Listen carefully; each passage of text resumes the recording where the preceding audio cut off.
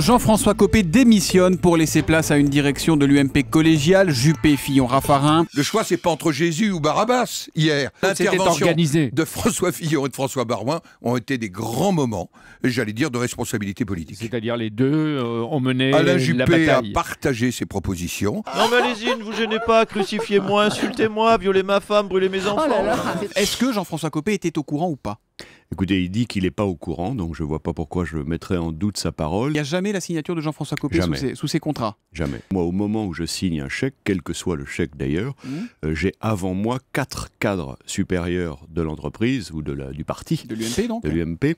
Qui sont ces valident. Je le dis clairement, j'ai plus confiance en Philippe Briand que dans les propos de M. Lavrieux. Je me dis quel formidable gâchis. Oui. Et ce gâchis, j'ai pas envie de pleurer dessus. J'ai pas envie de m'effondrer dessus. J'ai envie de le réparer et de contribuer à sa reconstruction. L'UMP est quand même très endetté. J'ose pas dire des mots trop forts, mais quasi au bord de la banqueroute. J'ai réussi à les mettre d'accord, à les rassembler, à les unir sur Copé fout le camp.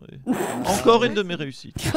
Les élèves de CE2 ont régressé en français mais aussi en maths. On a le système éducatif le plus inégalitaire de l'ensemble des pays développés. Ça veut dire quoi? Ça veut dire que c'est en France, dans le pays de Jules Ferry et de la République, que le niveau à l'école est le mieux déterminé par l'origine sociale des parents des élèves. De la recherche, on a été un pays leader, on est aujourd'hui un pays suiveur.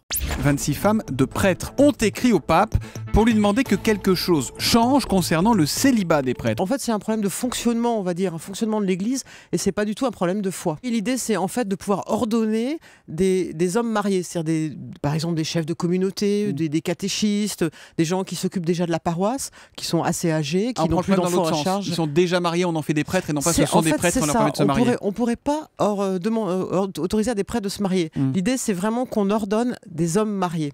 Les Bleus ont écrasé la Norvège hier soir au Stade de France, le score 4-0. Joyeux comme des Bleus.